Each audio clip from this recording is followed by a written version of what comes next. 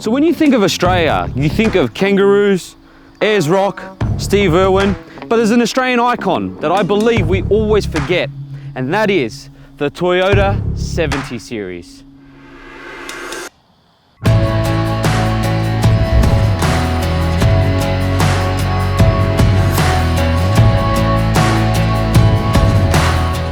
My name's Salvatore Gerace and this is Exhaust Notes Australia. And in this review, we're going to find out, is the 70 series, in this case the 76 series, the wagon, the future, or is it sacrilegious? Because this is the 4-cylinder turbo diesel with the automatic.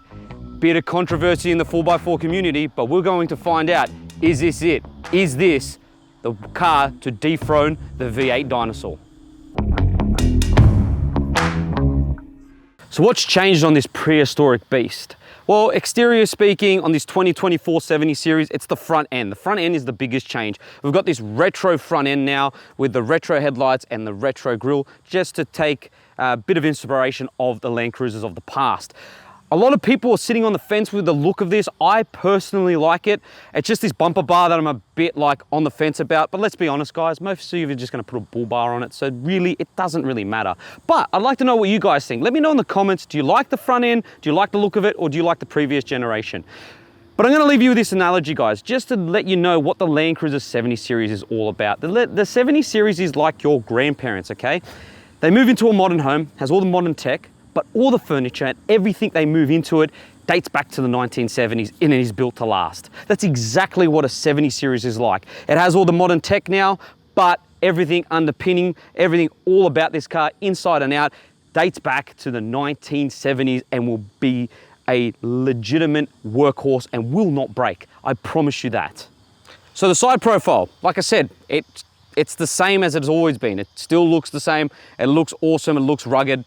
It looks like a Tonka truck, which I love. So it's just boxy, hasn't changed. However, there are little things that have changed. You've got these blinkers that sit on the outside now. You've got this bonnet that's now got a bulge in it. The reason for that is now we have a front mounted intercooler, no longer a top mount, which previous generation did because they had a hood scoop on the top. However, that bulge makes it look like it has a massive nose when you look on it from the side profile. I wish they changed it up a bit, but I understand why they've done that. It's for pedestrian safety. So with this model, the wagon, you get electric door mirrors, same with the Troopy. Unfortunately, on the Utes, you don't get that. It's just an unfortunate thing. You've also got side steps that look like they came off a construction site of scaffolding. I'll be honest, it just does. And then you've got this rear filler cap that you use your key to open it, which I think is hilarious, but I understand why they do that. But let's talk about the 4x4 capabilities. I'm gonna go into that right now. All right, let's touch base on the off-roading capabilities of this beast. Now, there are plenty of videos out there, guys, if you wanna watch this thing go off-road and see how capable it is, because it is, okay? But I'm gonna touch base on a few things. First of all, you have front and rear live axles, you've got front and rear locking diffs, you've got auto locking front hubs, okay?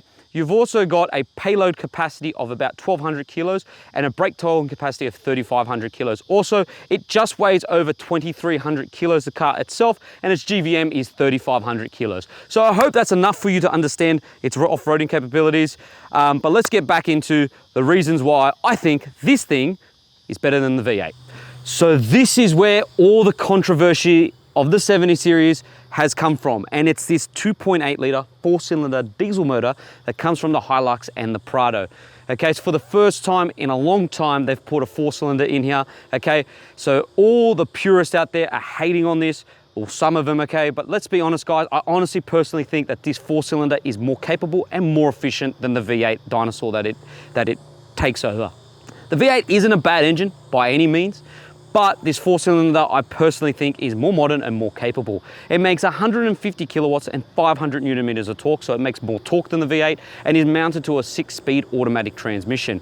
They've also changed the intercooling system of the car as well. Instead of it being a air-to-air intercooler system, they've changed it to a charge-cooled system, so that means it's a water-to-air intercooler system to make it more efficient and to be able to take the punishment that it's going to endure out in the outback and in the mines, because that's where this car is predominantly used.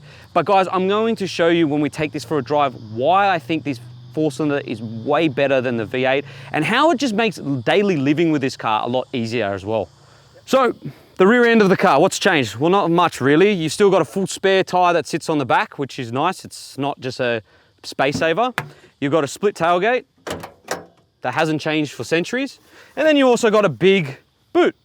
One thing to mention, guys, if you really are looking at buying one of these to have your family in it, there are no top tether points or ISOFIX anchor points for your baby seats. You actually have to use an aftermarket option to do that. But there is heaps out there. And I'm just going to mention that because most people do buy this to transport the family around. Let's just touch base about the rear, because this is the worst part about the car, and that is because there is no room. Like this, the front seat's in my driving position, and I understand I sit in a very odd driving position, but I just like the seat to be leaned back like that. That's just me.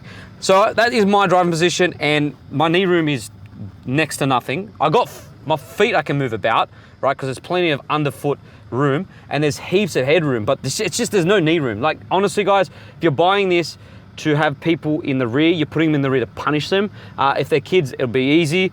I just wish that Toyota put the seats on rails so you can move them forward and back, and I just don't understand. It's such a big car, you could, because the seats do recline, but they just don't slide back and forth. So just keeping that in mind when purchasing a 70 series. So what's changed? Well, it's hard to find things to talk about what has changed in this 70 series, because the layout, to be frank, is exactly the same as it has always been.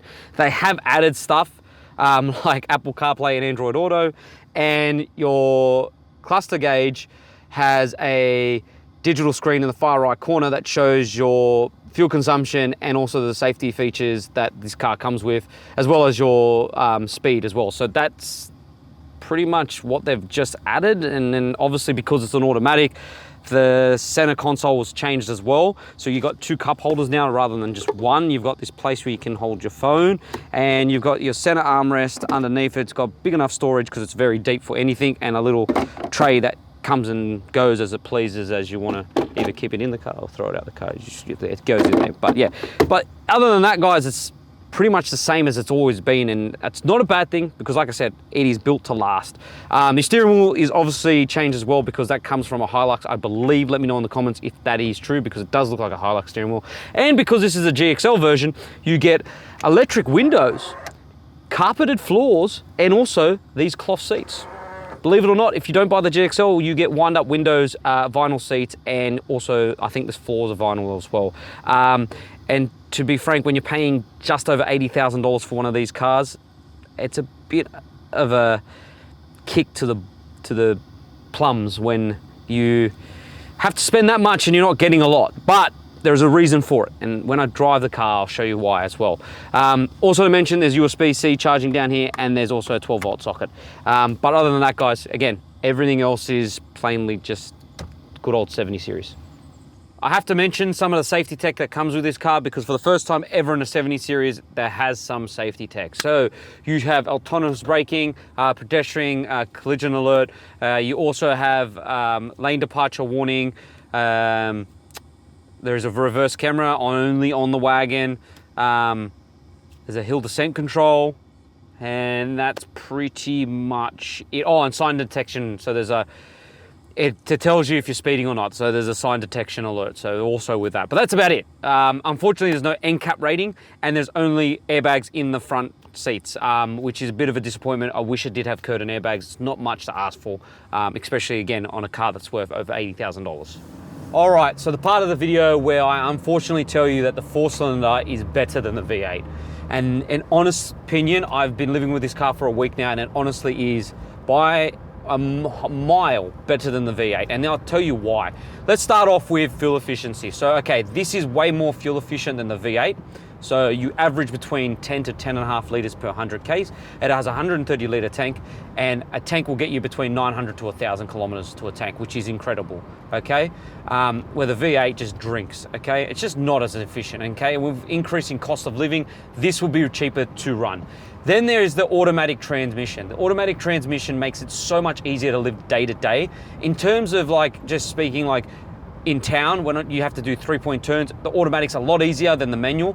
And then there's just driving in traffic. You're not having to change up and change down constantly. And it just makes this car a beautiful daily driver. Comfort, guys, it's on a ladder frame chassis, so it's not the most comfortable car in the world. I will give it that. But again, this automatic makes it more manageable.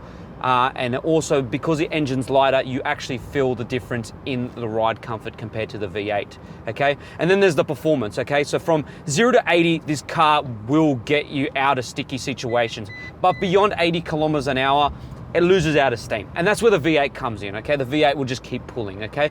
But you never feel like there's not enough power, I'll tell you that, okay? The torque in this gets you where you need to be, okay? So all in all, guys, if I had to choose between the two, and it's an unfortunate decision, I would choose the 4-cylinder. I'm sorry to all the purists out there. I understand the V8 with the manual is a bit more mechanical and it's a bit better off-road. But if you're buying one of these to obviously be a weekend warrior and to live day to day, it is honestly the 4-cylinder which you're going to purchase over the V8. So what's my verdict on the 70 series? In particular, this GXL wagon, which is, to be fair, my favorite out of them. Well, guys, let me just end it like this. I'm a massive truck fan. I've always liked trucks ever since I was a kid, and this car hits that sweet spot. It's that nostalgia of being young again. It makes me feel like a young boy that loves trucks. It's just every man who gets in this car will love it. It's just such a blokey car. I love this car, and for that, guys, I would buy one. I'd honestly consider it. And with that 4-cylinder motor, making it more of a daily driver because it's fuel efficient, it's easy to get around, it's got that automatic transmission, which makes it not as a punish to drive day to day, I would honestly consider purchasing one of these, okay? Like Jeremy Clarkson once said, a car without faults, okay, does not have human qualities. And this 70 series has heaps of faults, which makes it more human. And that's what I love about it, guys. It's just such a good 4x4. I love the boxy shape. I love everything about it. If you're honestly considering buying a 4x4 that can do weekends away and also daily driving, mate, this turns heads and it's a great car. And you know what? One thing that no other car out there will do is this thing will last the test of times. And I put my money on that. So go ahead and buy yourself a 70 series.